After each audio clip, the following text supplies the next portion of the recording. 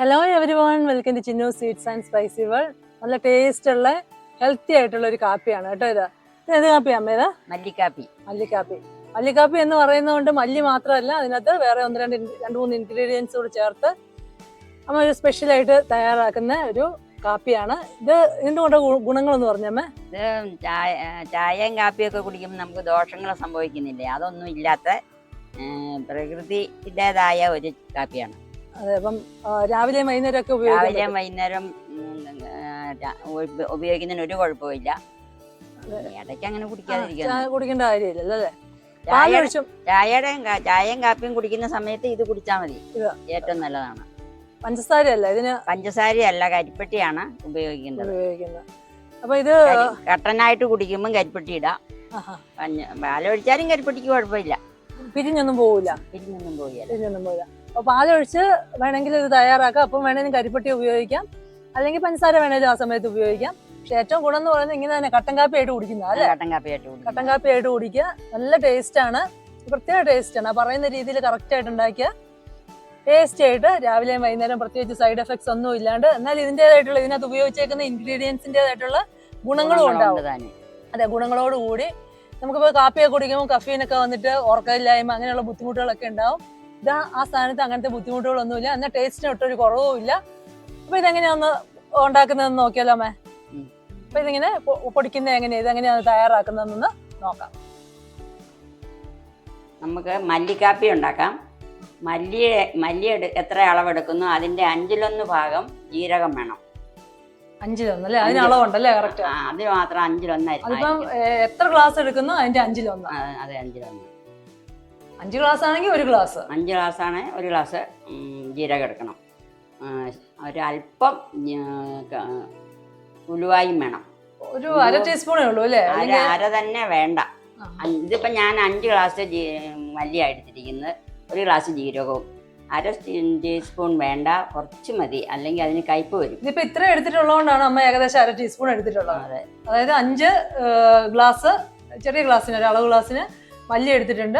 അതിനിപ്പോ 1 ഗ്ലാസ് ജീരകം കൂടെ 1/2 ടീസ്പൂണ് ഉലുവ. അത് ഇത്ര ഉള്ളതുകൊണ്ടാണ് കേട്ടോ.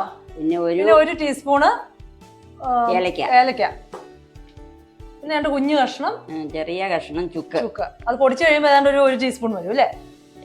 ഒന്ന് തന്നെ വരികയില്ല, ഏതാണ്ട് അത്ര വരും, അത്രയും ചുക്ക്. അതായത് അതിന്റെയൊക്കെ ടേസ്റ്റ് കിട്ടുക, അത്രയും അതിന്റെയൊക്കെ ടേസ്റ്റ് കിട്ടാൻ മാത്രം മതി.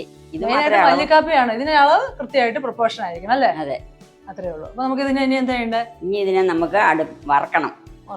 വറുത്ത് ചൂടായി കഴിയുമ്പം പൊടിച്ചെടുക്കണം.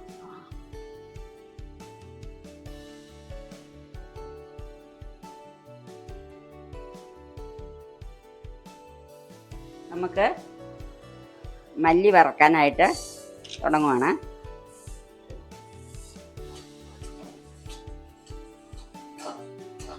ഫ്ലെയിം കുറച്ച് വെച്ചിട്ട് വേണം അല്ലേ അമ്മേ? അല്ല, ആദ്യം ഇച്ചിരി കൂട്ടി വെക്കാം. ആദ്യം ചൂടാവുന്നവരെ? ചൂടാകുന്നിടം വരെ കൂടിയിരുന്നാലല്ലേ വേഗം ചൂടാവുള്ളൂ. അത് കഴിഞ്ഞ് ഫ്ലെയിം ഒന്ന് കുറച്ച് കൊടുത്ത് നല്ലതുപോലെ വറുത്ത് കിട്ടണം അല്ലേ? നല്ലപോലെ വറക്കണം. അത് എത്ര വറക്കുന്നോ അതുപോലെയാണ് ആ പൊടി കേടാവാതിരിക്കുന്നത് അല്ലേ? അതെ അതെ.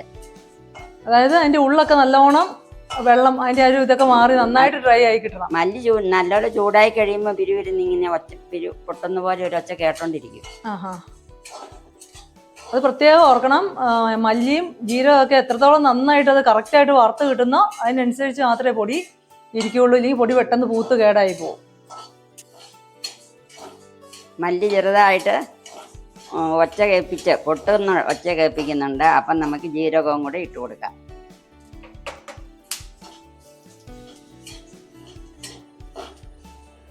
ജീരകം ഇട്ട ഉടനെ തന്നെ നമുക്ക് ഉലുവായും കൂടെ ചേർത്ത് കൊടുക്കാം.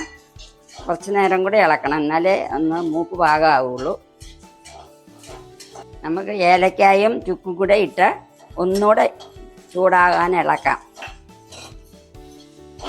ഇനി നമുക്ക് സ്റ്റവ് ഓഫ് ചെയ്യാം.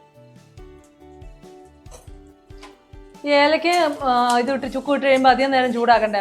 വേണ്ട, ഏലക്കായാണെങ്കിലും കരിഞ്ഞു കഴിഞ്ഞാൽ അതിന്റെ ടേസ്റ്റ് പോവുകയല്ലേ? അതെ, ജസ്റ്റ് ഒന്ന് ചൂടായാൽ മാത്രം മതി, പൊടിയാൻ വേണ്ടി ചൂടായാൽ മാത്രം മതി. ഇത് തണുത്തിട്ടുണ്ട്, നമുക്ക് പൊടിച്ചെടുക്കാം മിക്സിയിലിട്ട്.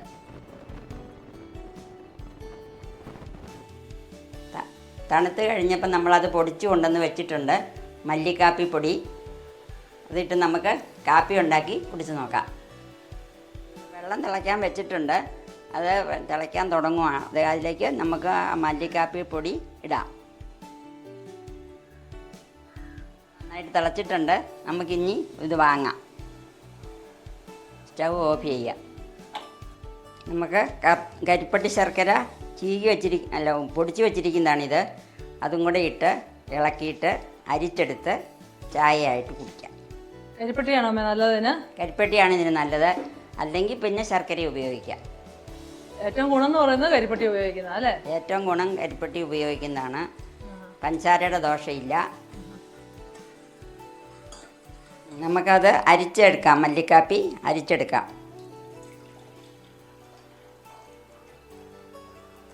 അപ്പം ഇതിങ്ങനെ പൊടിച്ച് സൂക്ഷിച്ച് വെക്കാവുന്നതാണ്. അപ്പൊ രാവിലെയും വൈകുന്നേരവും പാൽ ചായ ഒക്കെ ഉപയോഗിക്കും. പാലൊഴിച്ചും കുടിക്കാം. ഇങ്ങനെ കട്ടനായിട്ടും കുടിക്കാം. അങ്ങനെയായാലും ഉപയോഗിക്കാം. ചായയുടെയും കാപ്പിയുടെയും ദോഷമില്ല. അത്രേ ഉള്ളൂ. അപ്പൊ ഇത് ഇങ്ങനെ ഉണ്ടാക്കി കുടിക്കാൻ ഗുണങ്ങൾ ഒരുപാടാണ്. അപ്പൊ ഇത് പൊടിച്ചു വെക്കുകയാണെങ്കിൽ കറക്റ്റ് ആയിട്ടുള്ള ആ ഒരു, അതിപ്പം പറഞ്ഞില്ലേ, മല്ലി പൊട്ടി വരുന്ന സമയത്ത് ആ ഒരു ശബ്ദം കേൾക്കുന്ന സമയത്ത് അല്ലേ, പൊട്ടി വരുന്ന സമയത്ത് കളറും വരും. അതെ, ഈ രീതിയിലാക്കി എടുത്തു കഴിഞ്ഞാൽ കറക്റ്റ് ആയിട്ടാണ് വറുക്കുന്നതെങ്കിൽ കേടാവാതെ സൂക്ഷിച്ചു വെക്കാൻ പറ്റും. എത്ര നാൾ വേണം ഇരുന്നുള്ളൂ അല്ലേ കേടാക്കിയാൽ. അങ്ങനെ അപ്പം ഇതുപോലെ എല്ലാവരും ട്രൈ ചെയ്ത് നോക്കുക.